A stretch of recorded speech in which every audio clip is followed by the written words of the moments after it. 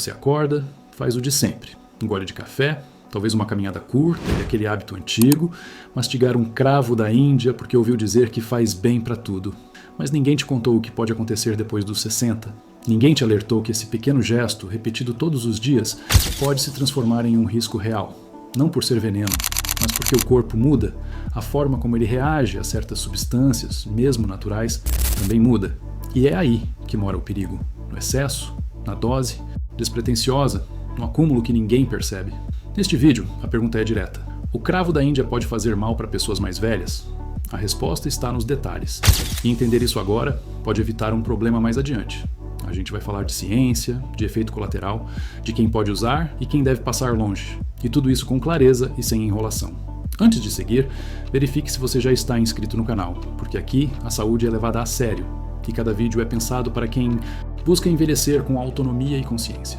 Agora comenta aqui embaixo. Se você usa o cravo da Índia com frequência, escreva uso. Se ficou em dúvida depois do que ouviu até aqui, escreva alerta. A maioria dos homens nem imagina. Coloca o cravo na boca, mastiga, sente aquele gosto forte invadir a língua e pronto. Acredita que ali está o benefício, mas por trás do sabor intenso existe um composto chamado eugenol e é ele que começa a comandar tudo, mesmo que você não perceba. Nos primeiros minutos, o eugenol atravessa a mucosa da boca e entra na corrente sanguínea. A partir daí, o corpo interpreta aquilo como um sinal químico. Os vasos se dilatam, a pressão pode cair discretamente, o fígado começa a metabolizar com mais força e o sistema digestivo se prepara como se fosse digerir uma refeição inteira, mesmo que você só tenha mastigado um cravinho. Para alguns homens, isso pode até parecer positivo, mas imagine o que acontece quando essa ativação se repete todo santo dia, sem nenhum controle de quantidade ou horário, e em um organismo que já está lidando com remédios para hipertensão, colesterol ou diabetes. É como colocar mais comandos num sistema que já está ocupado demais. E aí surgem os efeitos colaterais que ninguém associa. Tontura leve que vem do nada, dor de estômago que parece comum, sangramentos que demoram mais para estancar e até variações nos batimentos cardíacos. Tudo isso pode estar relacionado à forma como o corpo de um homem maduro responde ao eugenol em excesso. E mais, o cravo também interage com enzimas do fígado, podendo alterar o tempo de ação de certos medicamentos. Ou seja, se você toma algum remédio controlado, mesmo que seja só uma cápsula por dia, o cravo da Índia pode interferir sem você perceber. Não é veneno, mas também não é inocente. O problema não está no cravo, está em ignorar que o corpo mudou e que aquilo que antes fazia bem, agora pode exigir mais cautela. Durante a Idade Média, um punhado de cravos da Índia valia o equivalente a moedas de ouro. Exploradores cruzavam oceanos, impérios entravam em guerra e o motivo era sempre o mesmo.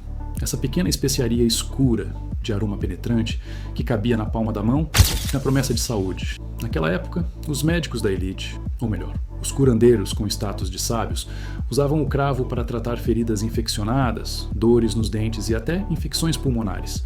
Tudo isso sem microscópio, sem laboratório, sem saber sequer o nome dos micro-organismos que enfrentavam. Mas eles percebiam empiricamente que o cravo fazia alguma coisa.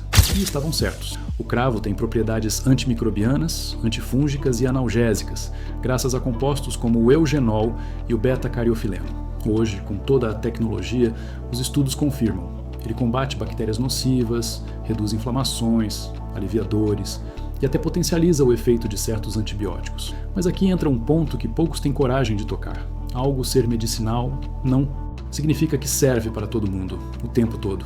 A mesma substância que inibe bactérias, quando consumida em excesso, pode irritar as mucosas digestivas. A mesma ação anti-inflamatória que alivia dores pode atrapalhar a coagulação do sangue. E a mesma capacidade de modular o sistema imune pode gerar reações inesperadas em organismos mais sensíveis, como o de um homem acima dos 60, com histórico de pressão alta, diabetes ou uso contínuo de medicamento. É como um remédio sem bula. E quando se trata da saúde masculina na maturidade, esse detalhe pode fazer toda a diferença. O cravo foi precioso, e ainda pode ser, mas usar algo apenas porque é natural ou ancestral não é o mesmo que entender como aquilo age no corpo de hoje. O que foi solução no passado pode ser um desafio agora. O corpo de um homem maduro não é mais o mesmo corpo dos 30. Isso você já percebeu. A digestão já não é tão rápida. A cicatrização demora mais. A energia oscila e pequenos desequilíbrios, que antes passavam despercebidos.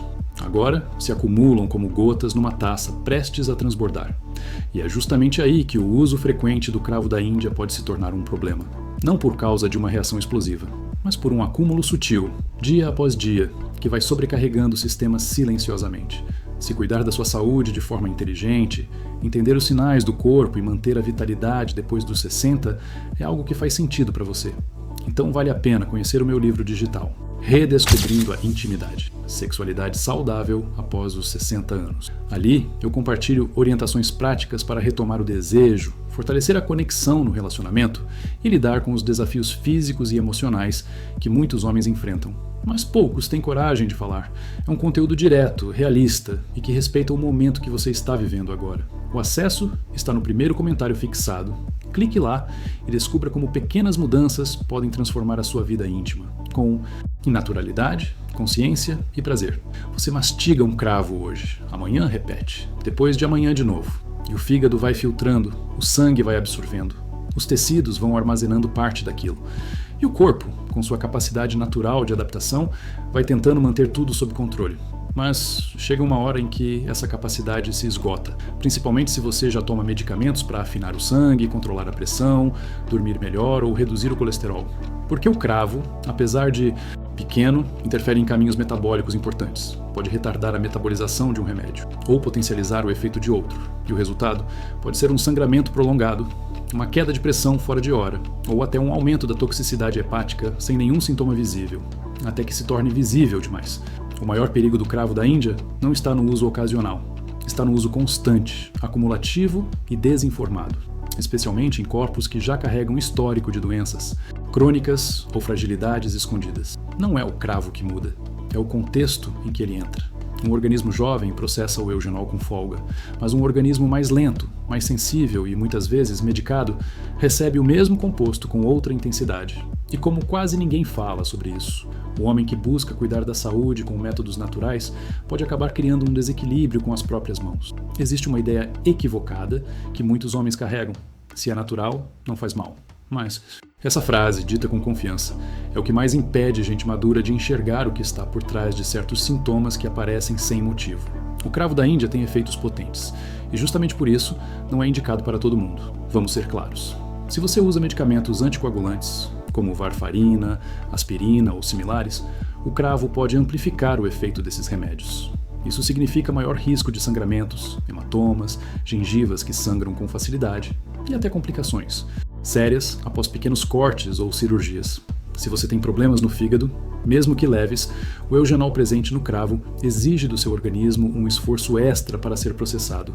E esse esforço, dia após dia, pode se tornar agressivo para um fígado que já está tentando dar conta de outros desafios. Se você tem úlcera, gastrite ou refluxo, o cravo pode parecer um aliado no início. Ele adormece a mucosa e dá aquela sensação de alívio rápido, mas com o tempo pode irritar ainda mais a parede do estômago, provocar queimação e piorar os sintomas que antes estavam controlados. Se você usa medicamentos para depressão ou ansiedade, especialmente os que afetam a serotonina, como a fluoxetina, o cravo pode interferir nas enzimas que controlam a liberação desses neurotransmissores. Isso não é achismo, é bioquímica. E o resultado, em certos casos, pode ser insônia, agitação, queda de apetite e piora dos sintomas emocionais. E ainda tem os casos menos falados, mas igualmente importantes. Homens com problemas de coagulação, como trombocitopenia ou hemofilia, homens com pressão naturalmente baixa, e até aqueles que já estão no limite do controle glicêmico, com diabetes instável. Para todos esses perfis, o uso diário e contínuo do cravo pode representar uma sobrecarga, uma interferência discreta que só se revela quando o corpo, cansado de compensar, começa a sinalizar. É por isso que a pergunta certa nunca foi: o cravo faz bem ou faz mal? A pergunta certa é: o cravo faz sentido no seu corpo exatamente como ele está hoje? Porque saúde não é uma receita genérica. E mesmo o que é natural pode exigir inteligência para ser usado com segurança. A verdade é que o problema não está no cravo em si. Está no uso desinformado, automático, sem critérios. O que era para ser uma ajuda acaba se tornando um ruído, silencioso, acumulativo e, em muitos casos, totalmente evitável. Mas existe um caminho equilibrado? Existe uma forma de aproveitar os benefícios do cravo sem desafiar os limites do corpo. E tudo começa com uma simples mudança de mentalidade. Não é porque um alimento tem propriedades medicinais que ele precisa ser consumido como um medicamento. O cravo não deve ser mascado como se fosse bala. Não deve ser engolido inteiro. Não deve ser adicionado a todo chá, todo dia, por impulso. Se o seu corpo está saudável sem uso de medicação contínua e você quer testar o uso do cravo, comece com pequenas quantidades. Meio cravo no chá, 2 a 3 vezes por semana, por exemplo. Isso já é o suficiente para que o corpo sinta os efeitos terapêuticos, sem forçar mecanismos que ele talvez não consiga mais equilibrar. Outra dica importante: prefira o uso em infusões leves. Quando o cravo é fervido por tempo prolongado, o eugenol se solta em maior quantidade, o que pode irritar estômago e intestino e até alterar o sabor da bebida de forma agressiva. O ideal é adicionar o cravo no fim da infusão, junto com outras ervas suaves como camomila, hortelã ou erva doce. Isso cria um contexto mais harmônico para o corpo absorver seus compostos, sem sobrecargas.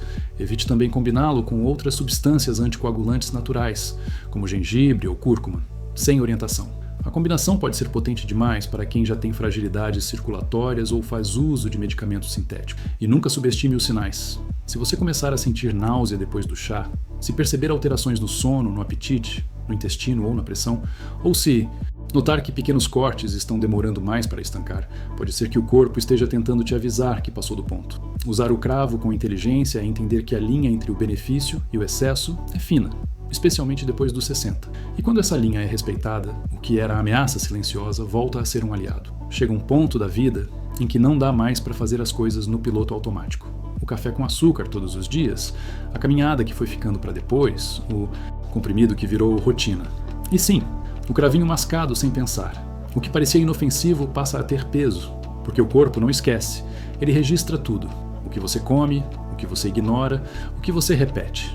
Depois dos 60, as decisões deixam de ser pequenas. Uma colher a mais, um copo a menos, um hábito insistente. Cada escolha pode aproximar você da vitalidade ou da exaustão disfarçada de cansaço normal. O cravo da Índia, como vimos, tem sua história, tem sua força, tem sua utilidade. Mas não é um talismã. E muito menos uma solução mágica. Ele pode ajudar? Sim, mas também pode atrapalhar, especialmente se você ignorar o contexto do seu corpo hoje. A vida depois dos 60 não é sobre restrição, é sobre inteligência.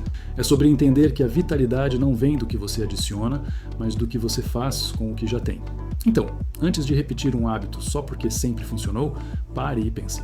O seu corpo ainda funciona da mesma forma? Se a resposta for não, e quase sempre é, está na hora de fazer diferente. E se esse vídeo te ajudou a enxergar o assunto com mais clareza, inscreva-se no canal agora mesmo. Aqui você encontra conteúdos pensados para a sua fase da vida, com profundidade, sem enrolação e com respeito à sua inteligência. Aproveite também para curtir este vídeo, porque isso mostra que vale a pena continuar trazendo temas importantes como esse. E se quiser seguir aprendendo, assista aos outros vídeos do canal, tem muito mais te esperando por lá. Nos vemos no próximo. Forte abraço. E cuide bem do corpo que você vai usar para o resto da vida.